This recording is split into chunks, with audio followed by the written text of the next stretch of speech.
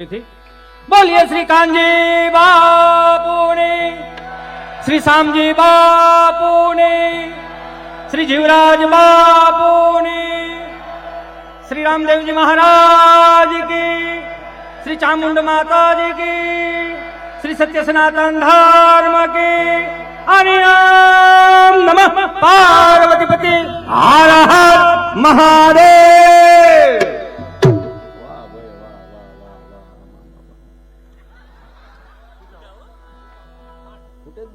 હાસો માણસ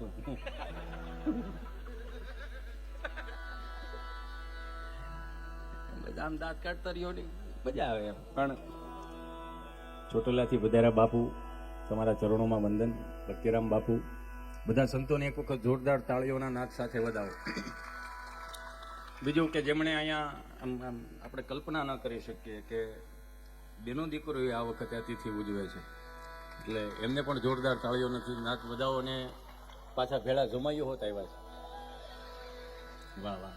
પાછા ભાણીકી આવી છે અને ભાણી જમાઈ આવ્યા છે, એટલે એમને પણ જોરદાર તાળીઓના નાચ સાથે વધાવો. મને ગમ્યું કે આવી ઝીની નાની નાની શરૂઆત તમે કરો ને, એટલે લગભગ મને એવું લાગે છે કે 2 વર્ષમાં તમે ભાગવત સપ્તાહ પણ બિહારશો.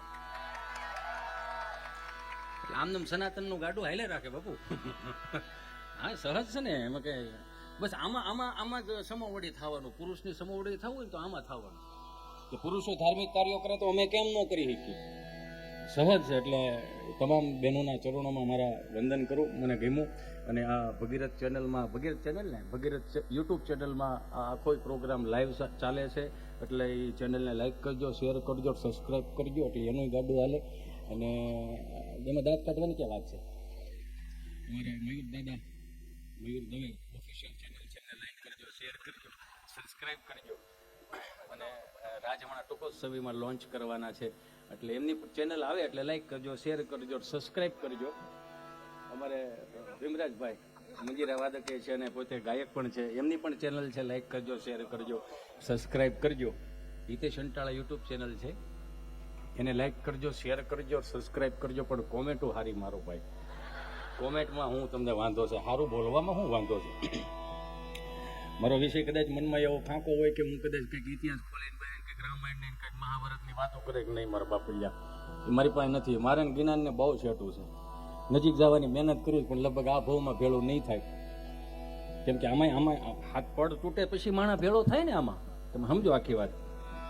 કહેવાનો મારો ભાવ કંઈક તમારા બધાના આશીર્વાદ, કંઈક તમારા બધાનો પ્રેમ અને કંઈક કાંજી બાપુનો હોકાર હોય છે. એટલે મારે આપ સર્વના દર્શન કરવાનો મને અવસર મળ્યો.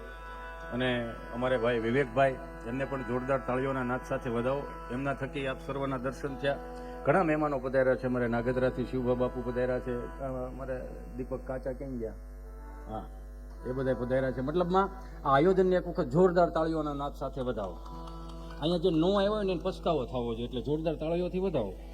હા, મારે કામ છે ને હું નહીં આવી શકું, એટલે એને પસ્તાવો થવો જોઈએ કે આપણે કેમ ગયા નહીં એમ.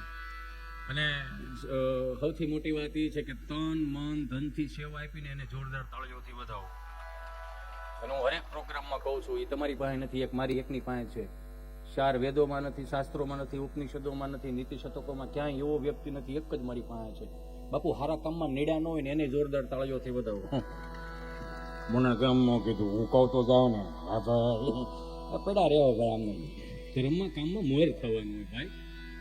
અમારા દાદા કહેતા કે જમવાની પંગલ છે ને એમાં મોર બેહવાનું, એટલે પાકો માલ આવે, ધોકો ન આવે. આંદોલનમાં વાયા રહેવાનું, એટલે ધોકો ન આવે. એટલે ધર્મમાં કામમાં મોર રહ્યો તો મજા બહુ આવે. પણ ખરેખર મયુર દાદા અને રાજે ખૂબ આનંદ કર્યો. હજી એમનો રાઉન્ડ બાકી છે. આ તો હંસલાના ટોળામાં કાગડો ભેળ્યો, એટલે દાંતની વાત. એમાં દાંત જો એમાં જોઈને મજા કેવી આવી. તમારી પૂરી વાત તો સાંભળો, વાંધો જ આ છે બાપુ. હું થોડોક થોથરાવું છું બોલતા, એટલે મને માફ કરજો. થોથરાવું છું એટલા માટે કે આ તપોભૂમિની કંઈક ઉર્જા અલગ છે. એટલે માણસ 2 જગ્યાએ થોથરાય. એક કે બહુ હરખમાન, બહુ ઉમંગમાન, બહુ પ્રસન્ન હોય ને ત્યારે થોડોક બોલવામાં થોથરાય. અને બીજું કે ઉઘરાણીવાળા હામાં ઊભો હોય તો એ થોથરાય. એટલે મારે અહીં એવું કોઈ છે નહીં, તો બધું સુક્તે થઈ ગયું છે. પણ આમ હરખ એવો છે ને કે આટલું બધું. અને સાવરકુંડલામાં અમારો ત્રીજો પ્રોગ્રામ છે, એટલે આપના પ્રેમને પણ ખરેખર ખૂબ ખૂબ ધન્યવાદ. આનંદ ગમે ત્યાંથી બળે છે.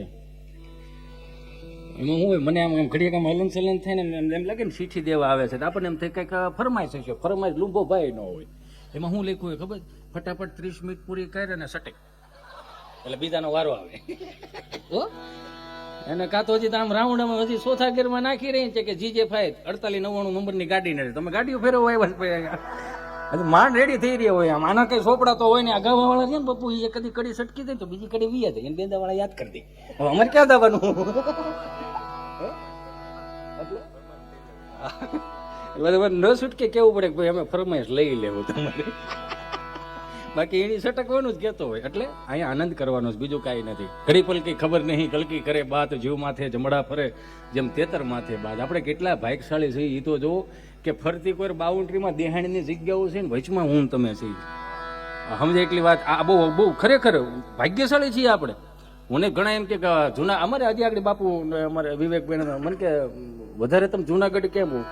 કેમ કે હિમાલયનો દાદો હોય એની પાસે ઉર્જા કેટલી પડી છે. હું તમને બધાને કહું, અહીંયા મહેમાનો પધાર્યા છું એટલે કદાચ તમે અહીંયા ખાલી તિથિ માટે આવ્યો એવું નહીં, ક્યારેક શનિ રવિ માટે તમે છે ને અમારે અહીંયા દર્શન કરવા આવો. અમારે દેહાણીની જગ્યાઓના દર્શન કરો, અમારે અહીંયા ચલાળા દાન મહારાજના દર્શન કરો, તુલસી શામના દર્શન કરો, સતાધાર આવો, પરબ આવો, વીરપુર આવો, અને ખાસ કરીને અમારા આ ગાંધીગઢના હાવે જોવા આવો. તમારા ખર્ચે આવો, તમને મજા બહુ આવશે.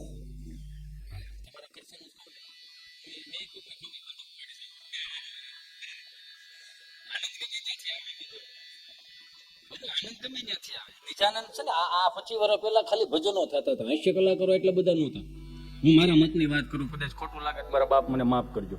આ તો પટેલના છોકરાનું આ સ્ટેજ જ નથી. પટેલના જાદુબાબા ગઢડા વાળા એવું કે પટેલના છોકરાને કલાકાર થવું એટલે સ્વામિનારાયણ ભગવાનના મંદિરમાં મેલડીમાંનો ગોખલો મૂક્યો જેવી વાત છે.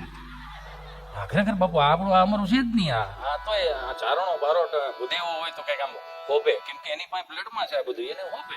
અમે કુવામાં ડોકું કાઢી ખબર પડી જાય સીણા પલળ છે કે નહીં પલળે, વીઘે કેટલા દાણા જાય, આવું બધું છે. પણ આપ સર્વની કૃપા હશે ને ઈશ્વરે કદાચ એવો આદેશ આપ્યો છે કે 2-4 વર્ષ આગળ ઘડી ખેંખે કરી એટલે ગામને નડતો બનતા હસવાય રે ને. એમ આનંદ કરો બસ, બીજું કાંઈ નથી. દાંત કાઢવાની પોઝિટિવિટીનો સ્ત્રોત છે, નેગેટિવિટીનો સ્ત્રોત નથી. કલાક 1.5 કલાક 2 કલાક સુધી હું તમને દાંત કાઢું કદાચ તમારા મગજમાં મારા નામની કેસર ચડી ગઈ હોય, સવારે બ્રશ કરતા હો, સ્નાન કરતા હો, ચા પીતા હો, ભાખરી ખાતા હો, કોસરીની પાળે બેઠા હો અને એવું વિચારમાં આવી જાય ને વિચારમાં અંટાળો મગજમાં ચડી જાય ને પછી હળવું એટલું થઈ જાય. આમ એટલું કંઈક થઈ જાય. આ ઠહકલાથી જો દાંત કેટલા આવ્યા ખાલી ઠહકલું નથી, શબ્દો કાંઈ છે આમ તો જીવન ચહેરા આમ ચહેરા ઉપર એક સ્માઇલ રાખો ને જીવન કેટલું મસ્ત લાગે મારા બાપ. દાંત કાઢવાથી 18 વર્ષના વેર ભૂલાઈ જાય મારા વાલા. દાંત કાઢવાથી કેટલાય સંબંધો સુધરી જાય. પછી દાંત કાઢવાના હોય ત્યાં કટાય ભાઈ. પછી વકીલ ગોતવા પડે એવા દાંત નો કટાય. હમણાં તો બોલે આમાં કઈ ક્રિએશ નથી નીકળી કઈક એવું હતું, હું ભૂલી ગયો શબ્દ, આપણે બેને ચર્ચા થઈ છે.